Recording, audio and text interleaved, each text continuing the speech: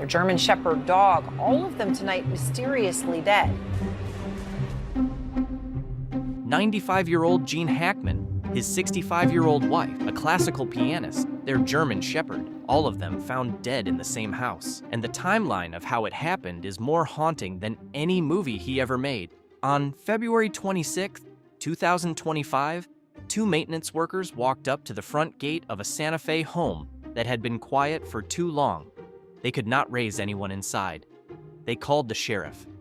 When deputies finally got through the door, they found Gene Hackman in the entryway. They found Betsy Arakawa in a bathroom on the other side of the house. They found one of the couple's dogs dead in a crate near her body. And then the medical examiner started piecing together what had happened in that house. In the days before anyone knew anything was wrong, what she found is the part that doesn't leave you. This is not a Hollywood mystery. There was no foul play. There was no cover-up. The truth of what happened inside that house is on the public record, and it is, in its own quiet way, more devastating than any conspiracy you've ever been told. This is what actually happened to Gene Hackman, the man who walked away. Gene Hackman was born in 1930 in San Bernardino, California.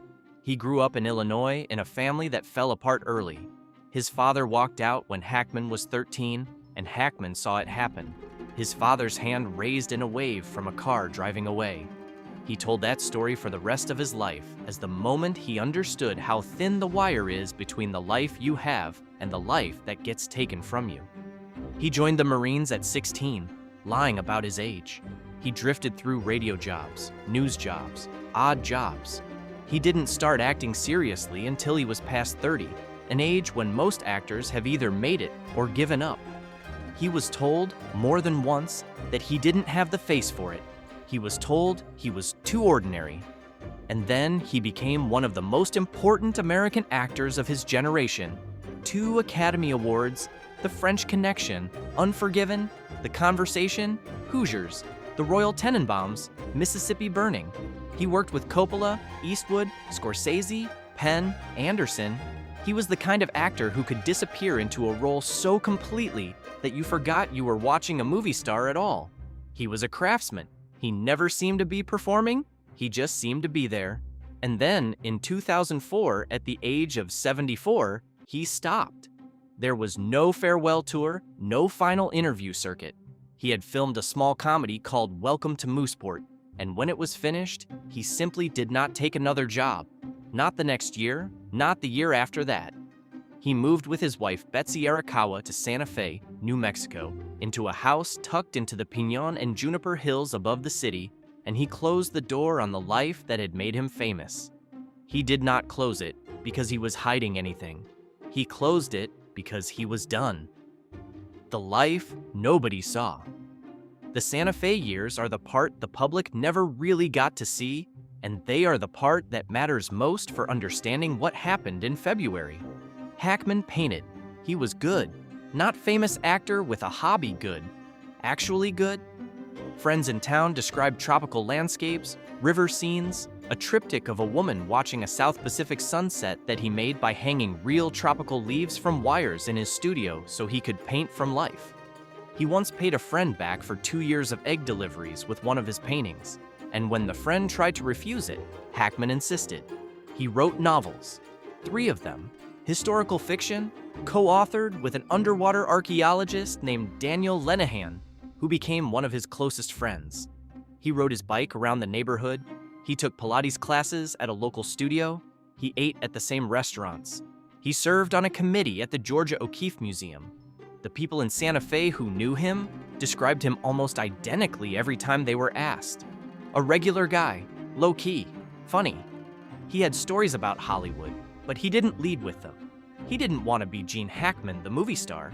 He wanted to be Gene, the guy who lived up the hill and was married to Betsy. Betsy Arakawa was 30 years younger than him, a classical pianist born in Hawaii, trained in Los Angeles. She was the person who managed his life, the person he came home to, the person his friends described as inseparable from him in every way that mattered. They were married for 33 years. They had 3 dogs. They had built something together in that house that very few people were ever invited inside. And then he started slowing down. The last few years were quieter. The bike rides stopped. He became, according to friends, essentially homebound. He was 95 years old, and his body was doing what bodies do at 95. He had a pacemaker. He had heart disease that had already led to multiple surgeries and prior heart attacks. His kidneys were failing from decades of high blood pressure, and his mind was leaving him. Gene Hackman, in the last year of his life, was in advanced Alzheimer's. This is the detail that changes the entire shape of what happened next. And nobody covering this story really sat with it the way it deserves to be sat with. What actually happened in that house? The medical examiner reconstructed the timeline carefully. This is what they were able to determine.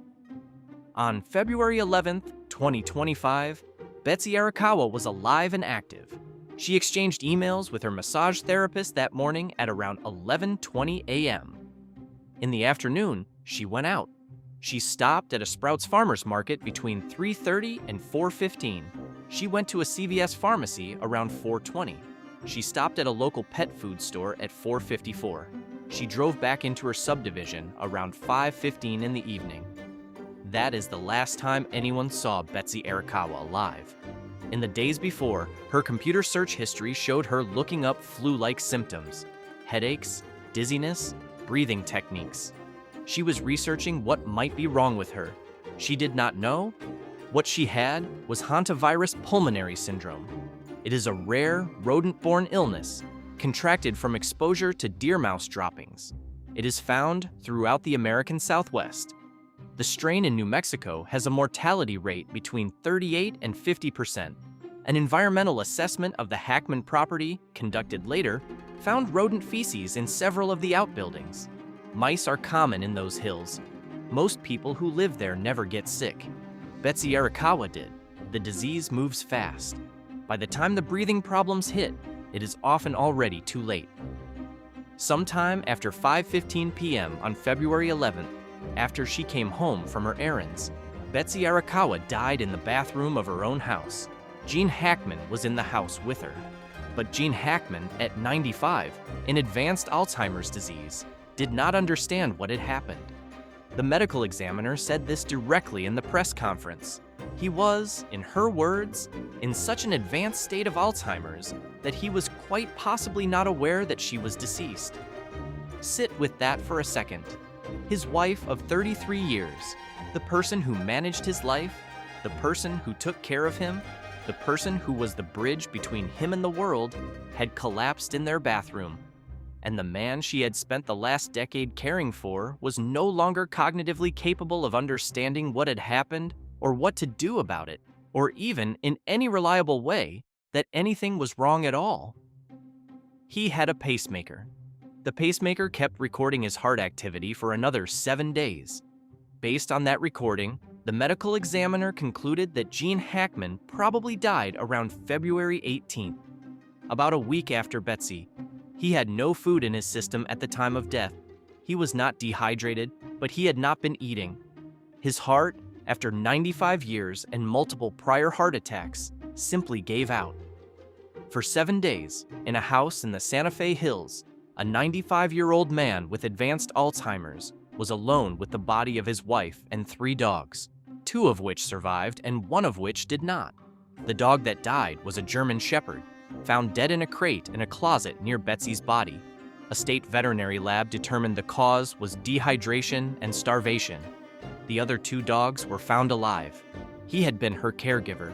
She had also been his. And when she went, the entire structure of his daily life went with her. He could not call anyone. He probably could not have explained what had happened if he had. He moved through the house. The body camera footage from the deputies who eventually entered showed nothing disturbed, no signs of forced entry, no struggle, the couple's art collection still on the walls. One of the surviving dogs was found in the bathroom near Betsy. Sitting there, the deputy on the body camera footage described it simply. She was guarding her. The quietest kind of horror.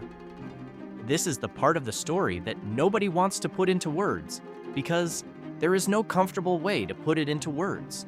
The maintenance workers who found them on February 26th had not seen the couple in some time. They came to check. They could not raise anyone. They called the sheriff. By the time deputies entered the house, both bodies showed signs of decomposition. There was mummification of Betsy's hands and feet. Hackman's body showed similar signs. The bodies had been there long enough that what they tell you about how the deaths unfolded is not theoretical anymore. It is forensic. Deputies initially did not understand what they were looking at. The two bodies were in completely different parts of the house. There was an open prescription bottle near Betsy. The pills turned out to be thyroid medication, taken as prescribed, not a factor. There were 5 gas safety concerns flagged at the property by the New Mexico Gas Company, but neither person had carbon monoxide in their system. The early speculation about a leak, about poisoning, about foul play, all of it dissolved as the medical evidence came in. What was left, when all the dramatic explanations were ruled out, was something quieter and harder. A woman who got sick and didn't know what was wrong with her.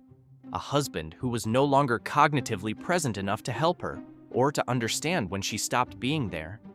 A house that ran on the rhythms the two of them had built together for 33 years, and when one of those rhythms stopped, the whole thing went silent.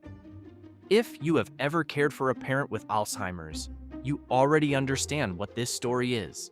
You understand the way the disease takes a person in pieces, slowly, and how the pieces it takes first are often the ones you don't notice are gone until something happens that requires them. You understand how a long marriage can quietly become a system of compensation where each person fills in the gaps the other person can no longer fill in for themselves. And you understand what happens to that system when one of the two people inside it suddenly isn't there anymore. Gene Hackman did not die alone in any spiritual sense. He died in his own home, in the place he had chosen, surrounded by his own paintings and his wife's piano and the dogs they had raised together. But the last week of his life was a kind of solitude that is hard to describe to anyone who has not seen Alzheimer's up close. He was there and he was not there. He was alive, and the world he had built had already ended. The life he protected here is the part that the more sensational versions of this story get exactly wrong. Gene Hackman did not retreat into the New Mexico desert because he was hiding something. He retreated because he had genuinely had enough. He had spent 40 years being looked at, talked about, photographed, asked to perform. He was not running from a secret. He was walking toward a life, a real one, with a real wife, in a real town, with real friends who knew him as Gene and not as Hackman. The fortress framing, the secret society framing, the buried vault framing, all of that is the version of his life that exists for people who could not accept that a famous man might simply have wanted, for the last 20 years of his life, to paint and ride his bike and write novels with his friend, the underwater archaeologist, and have dinner with his wife. The mystery people want there to be in his retirement is the mystery of celebrity itself. The inability to believe that someone who could have stayed famous would willingly choose not to. He chose not to. That was the whole secret. There was no other one. The estate has fought, since the deaths, to keep the body camera footage and the photographs and the investigation records out of public circulation. The court eventually allowed release with the bodies blocked from view, but the family argued correctly that two people who spent the last 20 years of their lives carefully protecting their privacy should not have that privacy broken open in death. The lawyer for the estate put it simply: they had taken great pains to stay out of the public light. The right to control how they were seen should extend past the moment they stopped being able to control it themselves. You can decide for yourself whether you agree with that, but it tells you something about the life they actually lived, that even now, with everything publicly known, the picture you can put together is mostly negative space. What they didn't do, where they didn't go, who they didn't talk to. The shape of their privacy is almost the only shape you can see clearly. What this story is about. Gene Hackman was one of the great American actors. The films he made will outlast him by 100 years and probably longer. The conversation alone is the kind of work that gets reassessed every generation and continues to grow in stature. He was, by any reasonable measure, a man who had earned the right to be remembered for his work. But the way he died, and the way the media has tried to fit it into the templates it already has, says something about us, not about him. The truth is that an old man with a failing body and a failing mind lost his wife to a rare illness, and then, because he no longer had the cognitive capacity to understand that he had lost her, slowly stopped eating, and his 95-year-old heart, after a lifetime of damage, finally gave out about a week later. There is no conspiracy in that. There is no hidden chamber. There is no buried secret. There is only the very old, very common shape of how people die when they have spent a lifetime depending on the person they love, and the person they loved goes first. What is haunting about this story is not what was hidden, it is what was true. That is the version worth telling. Not because it is dramatic, but because it is real. Because the man who spent 40 years giving us some of the most carefully observed performances in American film deserves, at the end, to have his actual death observed carefully too. Not flattened into a thriller plot, not turned into a mystery he never lived, just looked at the way he would have looked at a character in one of his own films. Honestly, without sentiment, without invention. He walked away from Hollywood in 2004 because he was finished with it. He spent the next 20 years building a life that was nobody's business but his own. He died in that life, in that house, with his wife already gone, in a way that nobody who has watched a parent fade from Alzheimer's would call mysterious, only sad in a way that is hard to put into words. The dog was guarding her. That is the line from the body camera footage that I keep coming back to. One of the surviving dogs, sitting in the bathroom near her body, in a house where the only other living person was no longer cognitively able to call for help. That image is the whole story. The loyalty that outlasts comprehension, the waiting that doesn't end when the person being waited for is gone. That is the real Hackman story. Not a vault, not a wall, not a secret, a long marriage, a small illness that turned out to be the wrong one, a man who could no longer understand what had happened in his own house, and a dog that stayed. If you want stories that get the actual facts right, the way the people in them deserve, subscribe. We do this kind of careful work because the truth is almost always more interesting than the invented version, and the people who live these lives deserve to be remembered for what actually happened to them, not for what makes a better thumbnail. Rest in peace, Gene. Rest in peace, Betsy. The dogs that survived are home with family. Some stories do not need to be made stranger than they are to be worth telling.